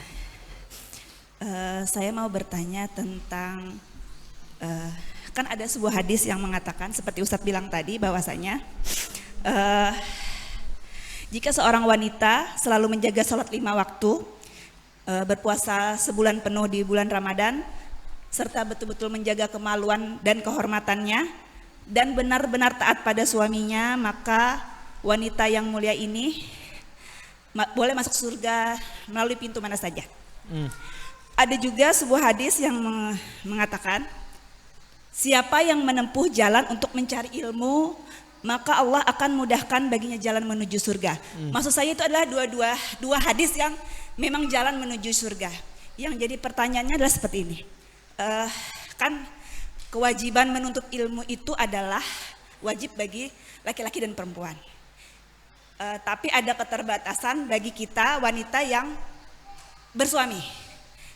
Misalnya bagaimana istri yang belum mempunyai suami yang soleh, yang apabila kita meminta izin untuk menuntut ilmu, duduk di majelis ilmu, kita tidak pernah mendapatkan izin tersebut. Yang jadi pertanyaan saya, bagaimanakah sikap kita sebagai istri menyikapi hal-hal yang seperti ini? Syukran Ustaz, jazakallahu khairan. Ya, jazakallahu khairan. Pertanyaannya bagus sekali. Ya, di satu sisi wanita ya disuruh taat kepada suaminya. Di satu sisi lain kita disuruh untuk menuntut ilmu, karena menuntut ilmu itu jalan dimudahkan ke surga. Man salaka tariqan yaltamisu fihi ilman sahhalallahu lahu bi tariqan ila jannah. Barang siapa menempuh suatu jalan menuntut ilmu, maka Allah mudahkan baginya jalan ke surga. Tetapi dilema bagi kaum wanita, khususnya yang berkeluarga, ketika suaminya tidak soleh, suaminya melarang istrinya untuk menuntut ilmu. Bagaimana caranya? Apa yang harus dia lakukan? Pertama, seorang wanita hendaknya dia memperhatikan skala prioritas. Memperhatikan skala prioritas. Apa itu skala prioritas bagi wanita? Skala prioritas bagi wanita ada yang Anda sebutkan tadi hadis tadi. Wanita itu sholat 5 waktu, berpuasa sebulan penuh, mentaati suaminya, menjaga kehormatannya. Maka ini skala prioritas. Ini yang didahulukan. Ketika ada skala prioritas ini bertentangan dengan perkara sunnah, ya perkara yang mustahab, maka yang prioritas ini didahulukan. Menuntut ilmu itu hukumnya sunnah. Menuntut ilmu bagi kaum wanita, ya tentunya menuntut ilmu di sini adalah bukan ilmu yang wajib, ya. Maka ini hukumnya adalah suatu yang sunnah. Ketika seorang bertabrakan antara yang wajib dengan sunnah ini, maka yang didulukan adalah wajib. Ini pertama. Kemudian yang kedua, Ustaz, apakah kita taat terhadap suami ketika suami ini melarang kita menuntut ilmu? Maka suami itu tidak dikatakan dia berdosa ketika dia melarang perkara-perkara yang mustahab. Contoh misalnya seorang suami ketika melarang istrinya berpuasa sunnah. Kata istri, "Mas, aku ingin puasa sunnah." Kata suami, jangan puasa sunnah. Maka seorang istri taat kepada suaminya. Karena itu adalah perkara-perkara sunnah. Maka dia harus taat kepada suaminya. Walaupun sang istri dongkol, suamiku ini pengolehana puasa misalnya kan, macam, maka tetap dia taat. Karena ini adalah perkara sunnah. Kemudian Ustaz, apakah saya tidak mendapat pahala? Maka insya Allah Anda mendapatkan pahala berdasarkan niat Anda. Anda diganjar oleh Allah Subhanahu wa taala. Yang menghalangi Anda berbuat baik tersebut, kenapa? Atas perintah Allah. Anda disuruh taat kepada suami Anda. Maka ketaatan kepada suami itu, ya, batasannya adalah selama dia tidak menyuruh kepada perbuatan maksiat. Selama dia tidak menyuruh kepada perbuatan yang mungkar. Ketika dia melarang perbuatan, ketika dia menyuruh kepada perbuatan maksiat atau menjumuskan kita kepada perbuatan mungkar, di sini tidak kita taati. Contoh misalnya, suami melarang istrinya misalnya. Dia ingin menjenguk orang tuanya. Orang tuanya dalam keadaan sakit parah. Dia ingin menjenguk orang tuanya misalnya. Ya, ini contohnya nyata biasanya. Kata suami jangan ikam jenguk. Ya, kalau enggak ini salah. Ya, maka tidak perlu ketaatan dalam hal ini. Atau suaminya melarang istrinya ketika istrinya itu ingin sholat, ingin melaksanakan puasa bulan Ramadan. Kata suami jangan puasa, maka ini tidak perlu ketaatan. Karena la ta'ata li makhluqin fi maksiatil khaliq. Tidak ada ketaatan kepada makhluk dalam bermaksiat kepada Allah Subhanahu wa taala. Sehingga tidak perlu taat dalam masalah-masalah ini. Tetapi jika itu masih dalam kategori dia melarang perkara mubah, dia melarang perkara sunnah, maka tetap kita taat kepada suami kita. Dan menuntut ilmu, kalau seandainya dilarang pergi ke masjid, maka wasilah menuntut ilmu itu sangat banyak. Ya, kita bisa melihat di internet, ya, mendengarkan di radio, maka banyak sekali wasilahnya, dan insya Allah Anda mendapatkan pahala dari sisi itu. Wallahu a'lam. Taib, ada lagi yang lain?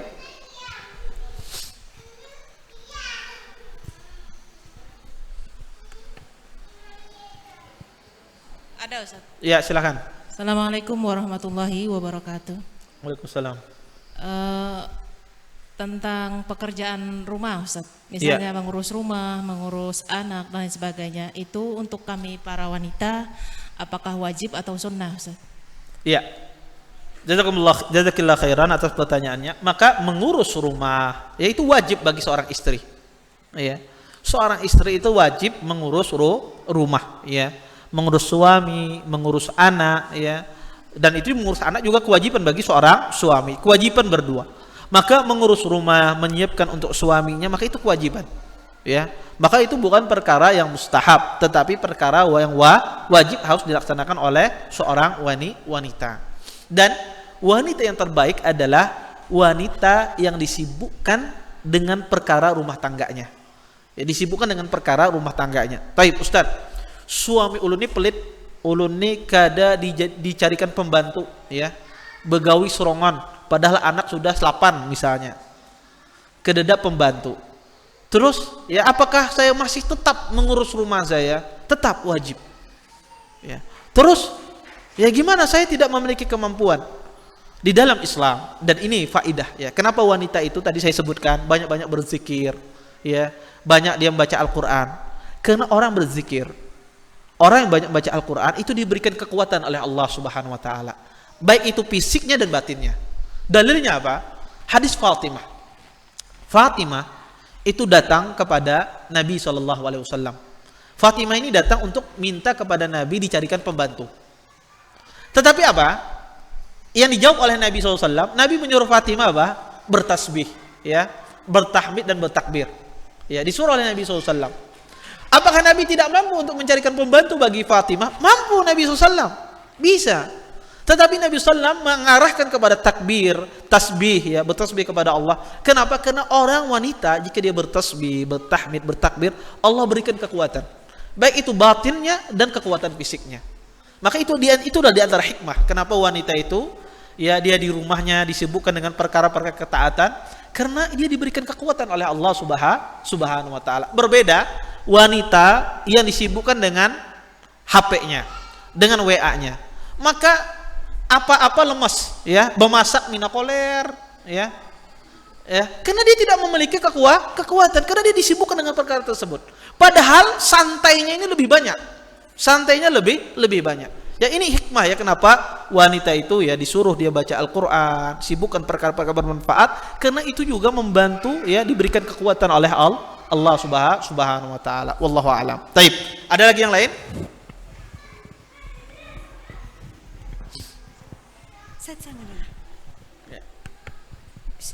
Assalamualaikum warahmatullahi wabarakatuh. Waalaikumsalam warahmatullahi wabarakatuh. Anda nggak bertanya, cuman Anda minta doa, Ustadz. Mudahan kami di sini semua jadi orang yang bertakwa dan dimudahkan menuju surga Firdaus. Jazakallah khairan. Baik. Jazakallah khairan ya, mudah-mudahan ya nanti diberikan oleh Allah Subhanahu wa taala anak-anak ya dan semuanya ya, anak-anak saleh yang bertakwa kepada Allah Subhanahu wa taala sebagai anak yang dikatakan qurratu a'yun, ya penyujuk mata bagi orang tuanya. Wallahu a'lam. Baik, ada lagi yang lain? Ustadz. Ya, silakan. Ya. Assalamualaikum warahmatullahi wabarakatuh. Waalaikumsalam. Ya, Ana mau bertanya. Di sini kan disebutkan bahwa seorang wanita memang disunahkan untuk di rumah mengurus anak. Cuman bagaimana jika seorang suami menyarankan istrinya untuk bekerja, Ustadz? Iya. Ya, jadi karena menurut suami mungkin membantu perekonomian dan sebagainya.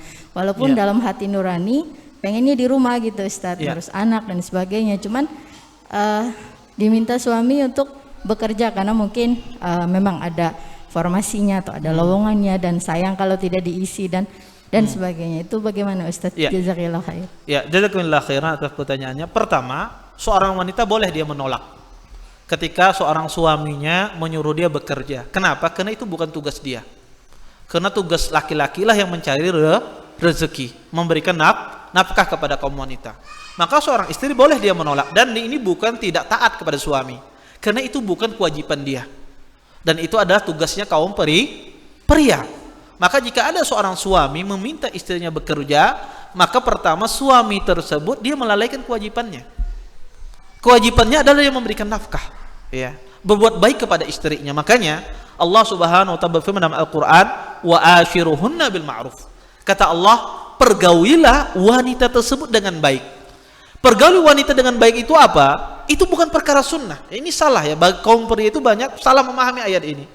Berbuat baik kepada istri itu bukan perkara yang sunnah, tetapi fardu ain. Ya, wajib ain. Ya, wajib hukumnya seorang suami itu berbuat baik kepada istri. Di antara berbuat baik adalah tidak menyakiti hati istri, tidak berkata-kata kasar kepada wanita. Kalau ada suami berkata kasar kepada istrinya, maka berdosa. Maka suami tersebut berdosa karena Allah yang memerintahkan berbuat baik. Dan di antara ashiruhunna bil ma'ruf adalah memberikan nafkah kepada sang istri tersebut dengan nafkah yang layak. Ketika sang suami tidak memberikan nafkah yang layak kepada sang istri, maka dia berdosa. Ya, maka dia berdosa. Ya. Karena Allah Subhanahu wa taala memerintahkan ya bagi kaum pria berbuat baik kepada istrinya, dan ini mencakup dalam pemberian nafkah. Sehingga ketika seorang istri diminta oleh suaminya untuk bekerja, untuk membantu perekonomian, maka ini hak mutlak seorang istri. Boleh dia menolak. Kalau seandainya dia menginginkan, saya setuju Ustaz, saya tidak mengapa, ya tidak ada masalah. Berdasarkan keridhaan istri. Kalau dia ridha, maka tidak masalah, tetapi harus diperhatikan pekerjaannya. Apakah pekerjaan tersebut bertentangan dengan syar'i? Maka harus diperhatikan, tidak boleh ikhtilat, tidak boleh pekerjaannya campur baur dengan laki-laki. Yang kedua, dia harus menutup auratnya ya ketika dia bekerja di luar rumahnya. Dan yang ketiga, dia berusaha menghindari fitnah-fitnah yang ada. Ya, maka kalau seandainya sang istri mau, ya tidak ada masalah. Tapi dengan ketentuan yang saya sebutkan tadi. Tapi jika seandainya sang istri menolak, itu haknya istri. Karena kewajiban memberi nafkah itu adalah haknya sang suami, bukan kewajiban seorang wanita. Wallahu a'lam. Taib. Ada lagi yang lain? Taib, silakan. Assalamualaikum warahmatullahi wabarakatuh. Waalaikumsalam. Saya mau bertanya Pak Ustaz. Seandainya seorang suami berwasiat bahwa kalau dia meninggal, dia ingin dikuburkan tidak sesuai sunnah. Dia dikuburkan apa? Tidak sesuai sunnah. Dia ingin diadakan tahlilan. Dia ingin diadakan 2 hari, 3 hari dan seterusnya Pak Ustaz. Apakah sang istri harus mengikuti wasiat tersebut? Assalamualaikum warahmatullahi wabarakatuh. Ya, jazakallahu khairan atas pertanyaannya. Bagaimana jika seandainya seorang suami dia berwasiat kalau dia meninggal dilakukan ini, dilakukan ini. yang mana wasiatnya itu tidak sesuai dengan sunnah. Apa hukumnya? Apakah kita laksanakan ataukah tidak? Maka jawabannya adalah tidak perlu kita laksanakan. Dan ini bagian kita berbuat baik kepada sang suami. Berbuat baik kita kepada suami ketika dia berwasiat yang melanggar sunnah, maka tidak perlu kita laksanakan. Dan ini berbuat baik kita kepada sang suami. Ya. Karena Nabi SAW mengatakan la ta'ata li makhluqin fi ma'siyatil khaliq. Tidak ada ketaatan kepada makhluk dalam bermaksiat kepada Allah Subhanahu wa taala. Ketika sang suami tersebut berwasiat tidak sesuai dengan sunnah, bisa jadi beliau ini akibat beliau tidak paham, tidak sampai kepada beliau dakwah yang benar. Bisa jadi beliau tidak tahu hukumnya. Maka wasiat tersebut tidak perlu kita laksanakan. Ya, dan ini bagian kita berbuat baik kepada sang suami. Wallahu a'lam. Taib. Ada yang lain? Taib. Boleh saya bertanya sekali lagi, Ustaz? Boleh silakan. Ada satu pertanyaan. Tentang yang dibicarakan Ustaz tadi, hendaknya seorang wanita memperhatikan adab berbicara, jangan melembutkan berbicara kepada laki-laki. Yang jadi pertanyaan ulun, adab saya berbicara ini apakah lembah lembut atau mesti digarangin gitu, agar ulun bisa. Ya, jazakillah khairan. Kada lemah lembut itu. Iya. Iya, kada lemah lembut. Bagus saja. Kayak itu sebetulnya wanita berbicara. Ya. Yang dilarang itu adalah lemah lembut itu kalau bahasa kita semacam kegenit-genitan. Ya. Itu yang dilarang. Taib. Kalau kededa yang bertanya, ini ada hadiah dari panitia. Kalau yang bisa menjawab katanya dikasih hadiah. Taib. Tadi ulun memadahkan ya, agar anak itu ya, Allah mensifati anak tersebut di dalam Al-Quran dalam berbagai macam bentuk ya. Mungkin satu saja yang sebutkan, anak itu bisa jadi apa ya di dalam dunia nyata. Silahkan yang angkat tangan langsung jawab.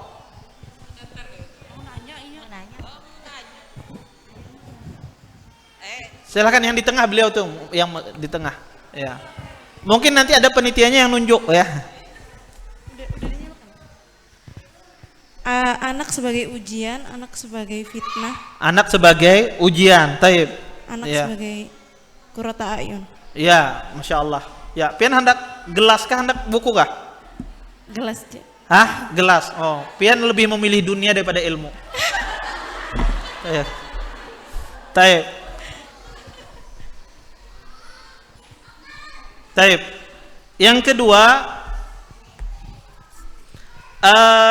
ulun sebutkan tadi ya, agar kita ya, ada hal yang terpenting ya, kita katakan bahwasanya ya, orang menjadi bertakwa itu semata-mata taufik dari Allah Subhanahu wa taala. Agar kita mendapatkan taufik hidayah Allah itu caranya apa? Angkat tangan, penitia tunjuk aja. Silahkan.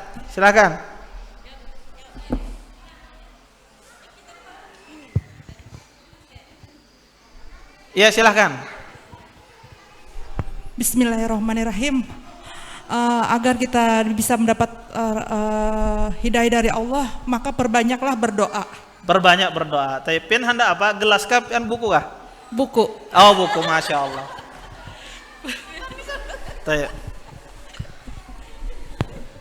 Kemudian ya, tadi ulun sebutkan ya beberapa ya kiat-kiat agar wanita ini menjadi orang yang bertakwa. Ya, kita sebutkan 6 ya, 6 kiat-kiat. Yang pertama, bisa nyebutkan yang pertama? Angkat tangan. Ya, yang di belakang, paling belakang. Ya. Ya, nanti panitia lihat sebelah kiri, sebelah kanan.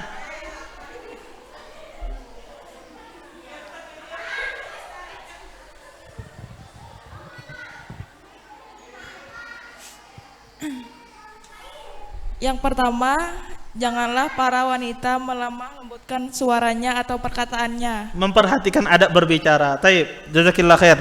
Mau cari yang mana? Buku kah, gelas kah? Buku, Ustaz. Oh, masya Allah. Kenapa milih buku berataan? Taib. Kemudian saya juga menyebutkan ya, ada di antara adab-adab juga tadi selain itu. Siapa yang bisa menyebutkan 2 lagi adab yang lain? Nah, silahkan yang sebelah kiri, silahkan. Sebelah kiri, ya. Ya.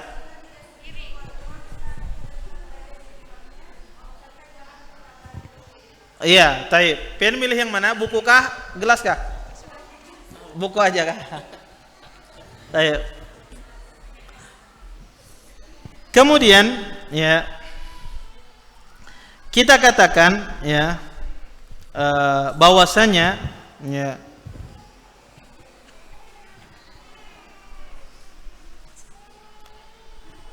hukum, ya, tinggal wanita itu di rumah, ya. Pada asalnya wanita itu disuruh tinggal di rumahnya, dan wanita itu diperbolehkan keluar rumahnya dalam beberapa keadaan. Seperti apa? Ya, yang sebelah kanan mungkin. Sebelah kanan sini ada yang angkat? Ada yang mengangkat, silahkan. Ya, yang mengangkat aja.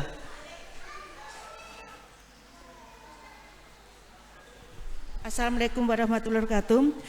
Keluar rumah seperti belanja ke mall tapi sebentar saja. Istilahnya keluar rumah hanya saat-saat terdesak saja. Seperti belanja ke pasar tapi sebentar saja. Oh, enggak, belajar lama-lama tidak ada masalah. Yang sebentar-sebentar itu adalah mungkin ke pasar. Iya. Pasar. Tapi kalau belajar nggak apa-apa, orang duduk sejam 2 jam.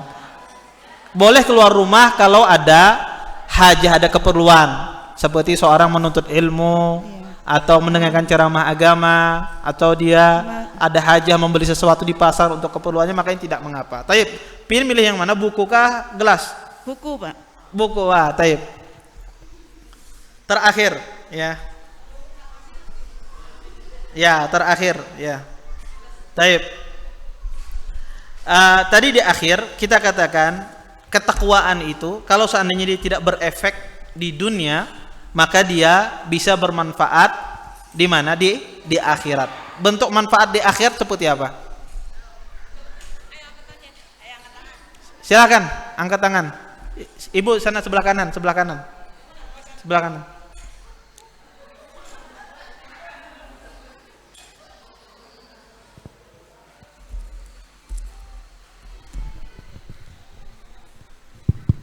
Dikumpulkan bersama anak-anaknya di surga, Ustadz. Ya, berefek, ya, takwa itu, ya, bisa menjadikan, ya, anak tersebut dimasukkan Allah ke dalam surga ketika dia mati dalam keadaan beriman akibat ketakwaan sang ayah dan sang bundanya, ya. Bisa jadi itu bermanfaat bagi anaknya nanti di surga. Taib, jazakillah khairan. Mungkin itu saja dari ulun. Kita tutup dan doa kafatul majlis. Subhanakallahumma bihamdika asyhadu an la ilaha illa anta astaghfiruka wa atubu ilaik. Assalamualaikum warahmatullahi wabarakatuh.